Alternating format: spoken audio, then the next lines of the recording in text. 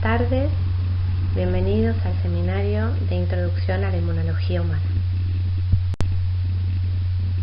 Los objetivos del encuentro serán definir las características de la respuesta inmune innata, reconocer la importancia de las barreras biológicas a la infección, analizar los mecanismos del proceso inflamatorio agudo y crónico, identificar los principales receptores de la respuesta innata, describir características y función de cada una de las células que participan en la inmunidad innata y describir las funciones mediadas por el sistema del complemento y otros mediadores solubles de la inmunidad innata. El sistema inmune humano permite que, a pesar de vivir en un ambiente rodeado de agentes microbianos, patógenos para el individuo, solo en pocas ocasiones se produzcan los procesos infecciosos clínicamente evidentes. Más aún, cuando esto sucede, la infección puede resolverse con rapidez gracias al desarrollo de respuestas inmunitarias que integran mecanismos propios de la inmunidad innata y de la inmunidad adaptativa. Es en esta última donde, luego de un fenómeno denominado memoria inmunológica, permanecemos protegidos durante varios años o durante toda la vida contra las reinfecciones. A grandes rasgos y a modo esquemático, el sistema inmune se divide en dos, de acuerdo a los mecanismos que se utilizan para defenderse. El sistema inmune innato, que es el que vamos a desarrollar en este seminario, y el adaptativo o cognitivo, que lo vamos a ver más adelante. Y ya adentrándonos de lleno en los mecanismos de la inmunidad innata y siguiendo el esquema que planteamos anteriormente, este a su vez se va a subdividir en dos líneas de defensa. La primera la van a constituir las barreras físicas, como son la piel y las mucosas, que actúan como primer filtro infranqueable para que los microorganismos no penetren al organismo. Y las barreras químicas, que como ciertos fluidos y secreciones de cada área mucosa, actúan como barrera para evitar que los microorganismos continúen avanzando en ese intento de infección. Son ejemplos la saliva, lágrimas, jugos digestivos, mucus. En cada una de estas barreras existen componentes específicos que realizan su función de destrucción o neutralización del agente infeccioso. La lisosima de las secreciones conjuntivales, en el sistema digestivo y geniturinario la presencia de microbiota comensal, en las secreciones gástricas y genitales el pH bajo, etc. Y así con cada una de las mucosas que tapiza nuestro organismo. Cuando pensamos en infección, hablamos de que la primera línea de defensa ha fracasado. El microorganismo ha logrado atravesar todas las barreras y continúa su camino intentando propagarse, multiplicarse y colonizar al individuo. Es ahí cuando entran otros soldados, que son las de la segunda barrera de defensa. Acá encontramos dos componentes diferentes, pero de mucha importancia para el éxito en esta batalla, que son células efectoras y proteínas, que en conjunto y sinérgicamente intentarán contener la infección hasta destruir al patógeno. Hasta este momento hablamos de microorganismos, agentes infecciosos, patógenos, ya que nos referimos a sustancias ajenas al organismo humano que intenta ingresar para quedarse y gobernar. Pero hay un concepto muy importante que en inmunología es el de antígeno, el cual debemos entender y saber definir. Un antígeno es toda sustancia que al ingresar al organismo es capaz de desencadenar una respuesta inmune específica. Esta sustancia no necesariamente debe ser un agente infeccioso. Puede ser una droga, puede ser una proteína alimentaria, incluso una proteína sintetizada por el propio organismo. Para ser antígeno debe cumplir ciertos requisitos, ya que no toda sustancia es capaz de desencadenar una respuesta inmune. Debe tener un tamaño y una estructura específica que sea reconocida por las células inmunocompetentes. En este sentido, hablamos de un alto peso molecular y una estructura química compleja, como los que tienen las proteínas o los lipopolisacáridos. Y también debe tener la capacidad de interactuar con las células del sistema inmune. A esta característica la denominamos inmunogenicidad. En este sentido, podemos contestar la pregunta que está formulada en la diapositiva. Un inmunógeno siempre es un antígeno, ya que para hacerlo debe cumplir con esta condición. En cambio, a la inversa, un antígeno no siempre es un inmunógeno, ya que existen sustancias que cumplen con la capacidad de estimular al sistema inmune, pero no cumplen con el requerimiento esencial del tamaño. Un ejemplo de esto es el apteno, que por sí mismo no va a desencadenar una respuesta inmune, pero que puede ligarse a otras proteínas y convertirse en un antígeno completo. Las células efectoras implicadas en la inmunidad innata son sintetizadas en la médula ósea, al igual que el resto de las células sanguíneas, a partir de una célula madre hematopoyética pluripotencial. Esta a su vez se diferencia de su progenitor mieloide común en células sanguíneas, de donde derivan los distintos tipos de leucocitos polimorfonucleares, y de un progenitor linfoide común, las distintas subpoblaciones linfocitarias. Si bien el sistema innato se basa principalmente en las funciones que ejercen los polimorfonucleares, que en un principio van a ser neutrófilos, monocitos y macrófagos, desde hace ya varios años se describe la participación de células linfoides innatas, siendo una de ellas la más conocida, las células natural killer. Las células que participan en la respuesta inmune innata son protagonistas de este tipo de respuesta y desarrollan funciones en diferentes niveles que van a llevar a completar el proceso inflamatorio. En este cuadro se observa una enumeración de cada una de las células con un resumen de sus funciones principales. Para ir conociendo y profundizando algunas características morfológicas y funcionales de estas células, vamos a observar algunas características de cada una de ellas. Los neutrófilos, que constituyen el 60 al 80% de los leucocitos, tienen una vida media corta, entre 6 y 10 horas, pero cuando comienzan a migrar al sitio de inflamación, se activan genes antiapoptóticos que aumentan su vida media. Tienen una acción rápida, inespecífica y enérgica. Detectan cambios sutiles en la concentración de moléculas microbianas y fagocitan y destruyen por medio de mecanismos enzimáticos y oxidativos. En el tejido aséptico van a promover la remodelación activando ciertas citoquinas y quimoquinas. Los eosinófilos son leucocitos multifuncionales, que están implicados en mecanismos patogénicos de numerosos procesos inflamatorios e infecciosos. Producen numerosas citoquinas, entre las que se destacan la histamina, y varias interleuquinas como la interleuquina 2, 4, 5, 10, 12, algunos leucotrienos. Además, pueden funcionar como células presentadoras de antígeno, con un rol muy importante en las etapas finales de la respuesta inmune frente a los parásitos y las patologías alérgicas. Los basófilos, si bien son menos del 1% de los leucocitos en sangre periférica y el vaso, producen un montón de mediadores inflamatorios que van a gatillar mecanismos de hipersensibilidad y aún quedan muchas funciones efectoras por describir. En la periferia se activan en presencia de un ambiente de citoquinas que los estimula y en los ganglios promueven la diferenciación de los linfocitos T vírgenes y hasta pueden presentar antígenos. Las NETs o trampas extracelulares de neutrófilos son redes fibrosas que se producen luego de 10 minutos de la estimulación del neutrófilo y están compuestas por cromatina y proteínas. Estas proteínas, tenemos proteasas, proteínas citoplasmáticas, proteínas nucleares que están liberadas en respuesta a la infección, ya sea por virus, bacterias, parásitos o hongos. Estas trampas actúan como redes de contención de la infección, atrapan a los microorganismos y median su destrucción extracelular porque tienen la capacidad de mantener altas concentraciones a nivel local de sustancias antimicrobianas.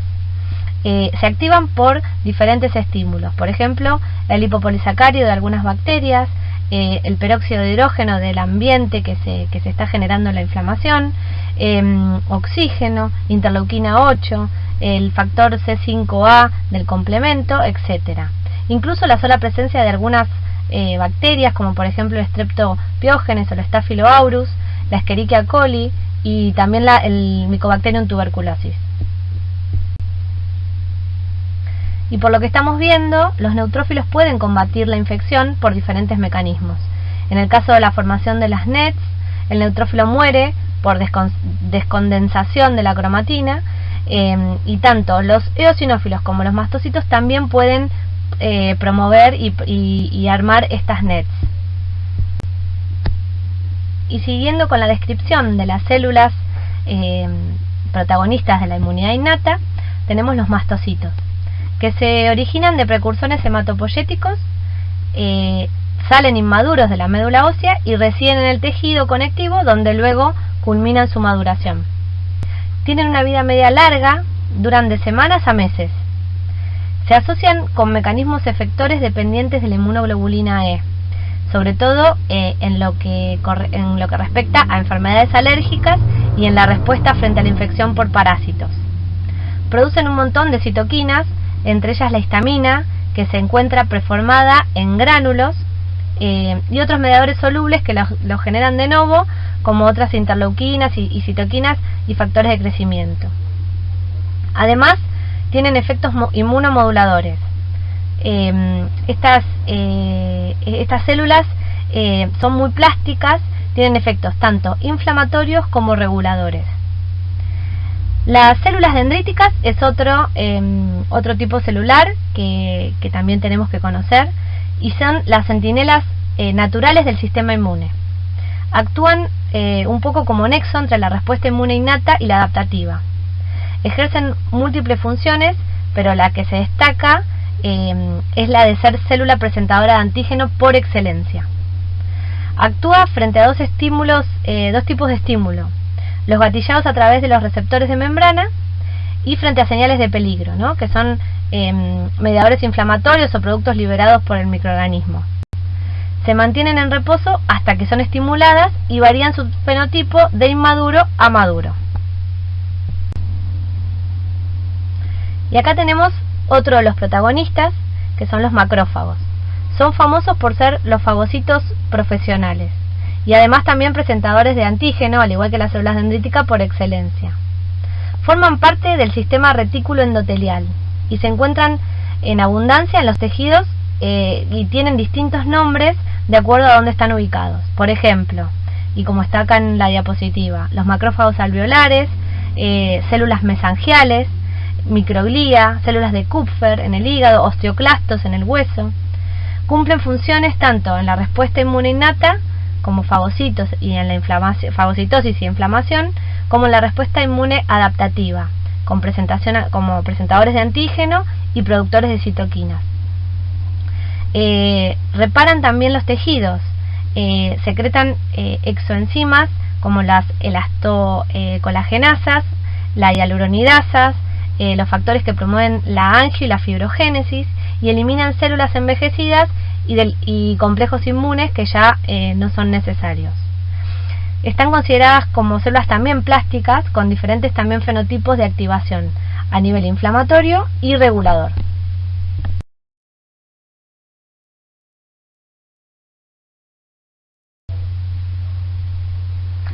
En la inmunidad innata, las células efectoras comparten una herramienta común que les va a permitir reconocer a los microorganismos exógenos.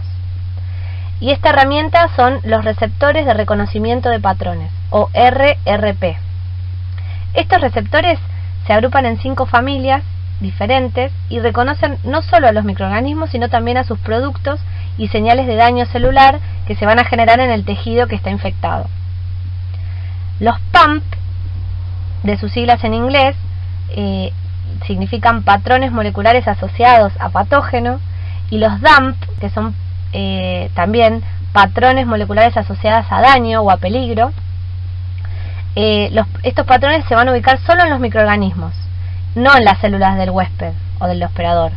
Por lo tanto, en su reconocimiento se va a discriminar lo no propio de lo propio. Son esenciales para la sobrevida y la patogenicidad del microorganismo, por lo cual están conservados evolutivamente y son estructuras invariantes compartidas por clases enteras de microorganismos. La inmunidad innata presenta un atributo esencial: su rapidez. En las primeras horas de iniciar el proceso infeccioso va a ser la encargada de enfrentarlo, y si no alcanza su objetivo va a intentar contenerlo hasta que los mecanismos de inmunidad adaptativa sean operativos para terminar con el microorganismo. Además, la inmunidad innata es la encargada de desenmascarar el enemigo, analizando las propiedades del patógeno a fin de orientar el perfil de respuesta inmunitaria adaptativa que la va a suceder. Esto se logra mediante la producción de citoquinas que van a ser mediadores entre los dos tipos de respuesta. A grandes rasgos y de una manera general, existen dos formas de morir: de forma natural o provocada por algún estímulo externo que la genere. En el caso de las células es muy parecido, ya que puede ser natural o a través de un mecanismo refinado, no inflamatorio, que se llama apoptosis, o como una consecuencia de una lesión celular masiva conocida como necrosis. Los estímulos que inducen a la necrosis celular causan con frecuencia daño celular grave, que conduce a una ruptura celular rápida con la consiguiente liberación de los DAMPs, que son las señales de peligro intracelular, como por ejemplo el ATP, cristales de urato, etc. Los DAMP pueden atraer células del sistema inmune y favorecer la inflamación. Por otra parte, y dado que los estímulos que inician la apoptosis o la muerte celular programada suelen ser fisiológicos y relativamente leves, las células apoptóticas no se rompen y su eliminación es coordinada por los macrófagos y otras células del sistema inmune innato antes de que se pueda producir la liberación de los DAMP. Entonces, por esta razón, la apoptosis no suele estar asociada a la activación del sistema inmune ni siquiera con un proceso inflamatorio. Los receptores de la inmunidad innata, o RRP, se ubican en diferentes compartimentos celulares como superficie, citoplasma, lisosoma, endosomas. Luego de la unión ligando-receptor, o sea que un receptor reconoce a su patrón molecular, se va a producir la activación de mecanismos de señalización intracelular que va a culminar con la expresión de genes que van a codificar para una respuesta eficaz y específica para ese patrón molecular.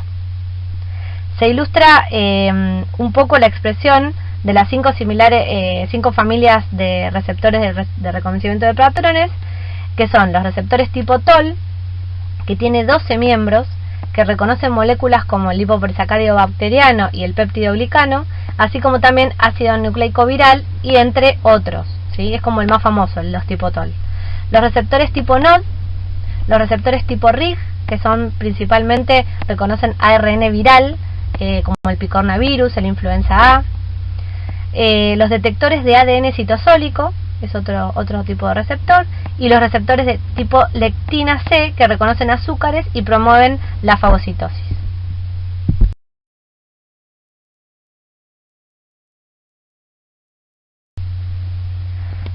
Entonces, cuando la señal llega a un receptor específico, se habla de la unión del ligando-receptor. Comienza el proceso de traducción de esta señal desde el exterior hacia el interior de la célula. Esto implica la activación de varias moléculas intracelulares o segundos mensajeros que luego de una serie de cambios moleculares dependientes de ATP se activan o inactivan dependiendo de la enzima interviniente. Esto puede ser un poco complejo y difícil de entender al principio, pero estas cascadas enzimáticas terminan amplificando una señal y convirtiendo moléculas a sus formas activas. Y en este esquema podemos observar de cómo a partir del reconocimiento del PAMP por una célula se desencadena una serie de procesos que culminan en la producción de señales que se liberan al medio extracelular, que son solubles y que actúan a la distancia. Estos son mensajeros para otras células vecinas. Estas sustancias pertenecen a la familia de las citoquinas y quimoquinas, que a su vez estimulan a otras células para que se generen todos los cambios esperados y que el sistema inmune innato realice sus funciones. Tan importantes como las células efectoras de la inmunidad innata son las sustancias liberadas por estas células que una vez activadas se van a preparar para defender. De esta manera intervienen una serie de proteínas solubles que son sintetizadas previamente o de novo ante el estímulo infeccioso y son cruciales para la comunicación intercelular, para la migración, para la neutralización y para finalizar con la destrucción de la anoxas que generó su secreción. Entre estas se van a destacar las pentraxinas, que son proteínas liberadas en la fase aguda de la inflamación, como la PCR, que reconocen células apoptóticas y cumplen también una función de opsonización y de activación del complemento. Las colectinas, como lectinas de una unión amanosa, que también son opsoninas y actúan activando las proteínas del complemento, las ficolinas y las proteínas del complemento. Al producirse la lesión y desarrollarse el proceso inflamatorio, son reclutadas un gran número de células sanguíneas a través de los vasos que están más dilatados y más permeables. Desde el interior de los vasos, los neutrófilos, seguidos por los monocitos y otras células que están involucradas en este proceso, van a migrar de la sangre hacia los tejidos para realizar ahí la contención del agente, la destrucción del patógeno y la resolución del daño. Las citoquinas, como el TNF, la interleuquina 1 y la interleuquina 6, y otras quimoquinas, que se secretan en los lugares de la infección o de la lesión tisular, tienen múltiples efectos sobre las células endoteliales vasculares, los leucocitos y la médula ósea, que juntos van a aumentar el reparto local de las células que puedan combatir las infecciones y reparar el tejido. Una vez en el tejido y localizado el microorganismo patógeno, las células de la inmunidad innata se activan y ejecutan una respuesta para intentar eliminarlo. ¿Pero cuáles son esas respuestas? Una de ellas es la fagocitosis, que es ejercida por macrófagos activados, por células dendríticas y por neutrófilos. La fagocitosis cuenta con varios pasos, como se aprecia acá en el gráfico, que culmina con la destrucción del agente y la liberación de los productos de la digestión.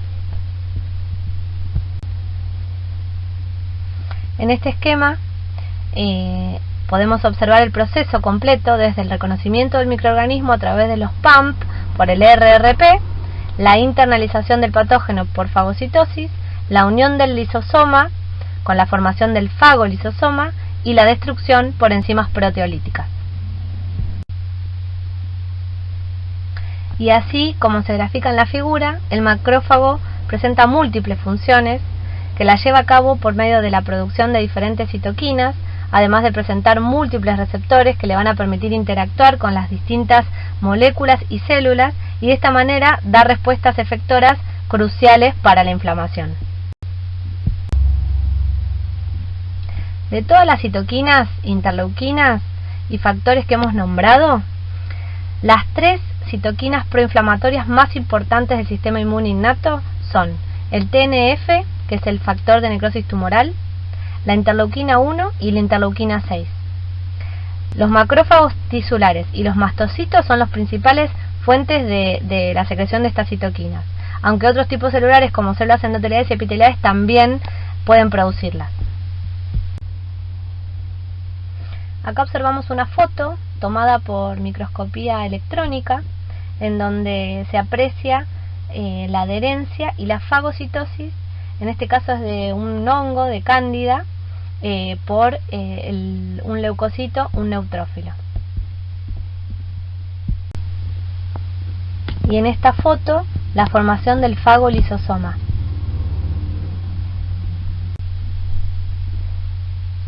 Y en este caso observamos una foto, también por microscopía electrónica, de un mastocito, donde se ven los gránulos preformados que en su interior contienen sustancias vasoactivas como la histamina, principalmente. Y si se acuerdan, cuando describimos a las células de la inmunidad innata, hicimos referencia a las células dendríticas como células presentadoras de antígenos por excelencia. Estas además cumplen un rol importantísimo por ser las que van a vincular el sistema inmune innato con el adaptativo, ya que tiene dos formas, una inmadura y otra madura. Cumplen una función diferente, pero crucial, además de regular la actividad de los linfocitos T.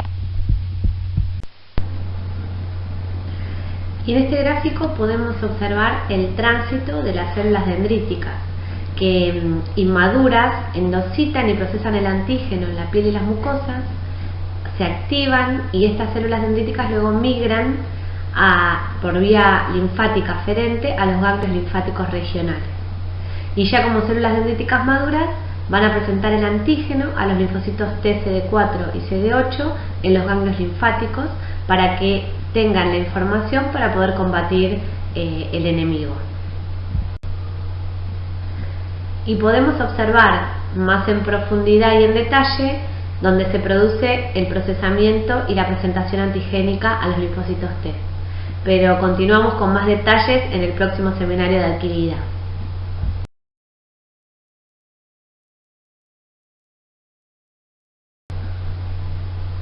Las células NK maduras se van a producir en la médula ósea a partir de un progenitor linfoide común, derivado previamente de la célula madre hematopoyética pluripotencial. En la ontogenia de las células natural killer se reconocen varios pasos. Por ejemplo, del progenitor linfoide se diferencia inicialmente a un progenitor bipotencial que es TNK, que luego se va a convertir en un progenitor NK, el cual finalmente madura para dar origen a las células NK. La mayoría de las células natural killer se encuentran en los órganos linfoides secundarios, especialmente en el vaso, pero no obstante a esto también se van a observar grandes cantidades en otros órganos, como por ejemplo el hígado, el timo, los ganglios linfáticos y en la sangre periférica también. Y esto que en un principio les va a parecer un código indescifrable con números y letras, son marcadores de membrana que las diferencia fenotípicamente del resto de los linfocitos y a su vez las divide en dos grupos o subpoblaciones, otorgándoles diferentes funciones. Pero bueno, no se asusten, vamos a ir entendiendo de qué se trata esto e ir transitando el núcleo y entendiendo cada uno de sus componentes. En un principio recuerden que las células natural killer van a presentar el marcador de membrana CD16 y CD56. Esto es un estudio de laboratorio que se denomina citometría de flujo, que sirve para el recuento y la clasificación de células según sus características morfológicas, presencia de biomarcadores y proteínas. En este caso, observen la distribución en sangre de un subtipo de NK y otro, y cuáles son las características de cada una como se refiere en cada recuadro. Los mecanismos efectores de las células natural killer pueden ser de dos tipos, líticos y no líticos. Los mecanismos líticos incluyen tanto la destrucción directa de la célula blanco como el fenómeno de citotoxicidad celular dependiente de anticuerpos. La función no lítica va a corresponder a la producción de diferentes quimioquinas y citoquinas inmunomoduladoras, por medio de las cuales estas células van a regular la hematopoiesis y diferentes células y eventos de la respuesta inmune. Dijimos que dentro de los mecanismos líticos estaba la citotoxicidad directa y puede ser mediada por perforines entre las dos células o por una apoptosis independiente de la membrana celular. En este gráfico, lo que se denomina sinapsis y células blanco por un mecanismo similar al utilizado por en esta interacción se deducen las señales derivadas de involucrar la liberación del contenido de los granos de la sinapsis inmunológica y la célula blanco no es destruida. Y estas perforinas, si por el contrario prevalecen las señales activadoras y formando el proceso de activación que pueden conducir a un análisis que lleva finalmente a la destrucción de las enzimas son proteínas que entran en la célula blanco y generan la inducción de apoptosis por receptor de muerte celular. Que incorporación de las enzimas que digieren blanco no requiere necesariamente esta forma de apoptosis se inicia cuando una célula blanco puede ser mediada de muerte rápidamente por endoselfaz, mientras adicionalmente la efectora enzima B que puede unir al receptor expresa el ligando denominado FAS, formando un complejo que la interna, el FAS ligando. La interacción de estas moléculas lleva a la activación de la vía de las caspasas y la muerte celular se produce como consecuencia de las alteraciones en el núcleo, en la membrana plasmática y en las mitocondrias.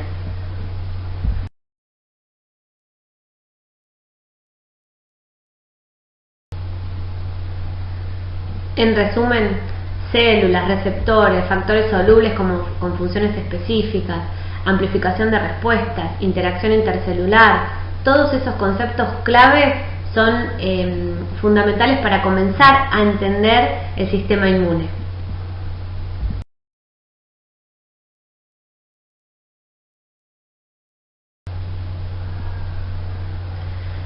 Intentando unificar los conceptos y unir las piezas de este gran rompecabezas, desde que el microorganismo es detectado y se activan las células del sistema inmune, atravesando por todos los procesos intermedios, tanto la respuesta sistémica y a nivel local, En el sitio donde el daño ocurre o la infección se está desarrollando, se involucran a diversas células, citoquinas, factores disolubles que intervienen en las distintas etapas de este complejo proceso de protección.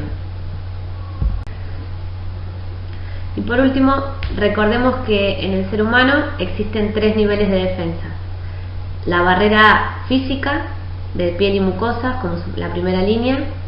Los microorganismos que logran atravesarla son interceptados por células y efectores solubles del sistema inmune innato, el cual también es responsable de dirigir la activación del sistema inmune adaptativo, que va a complementar la acción de la inmunidad innata, y en conjunto van a combatir la infección intentando preservar la salud del individuo. Muchas gracias.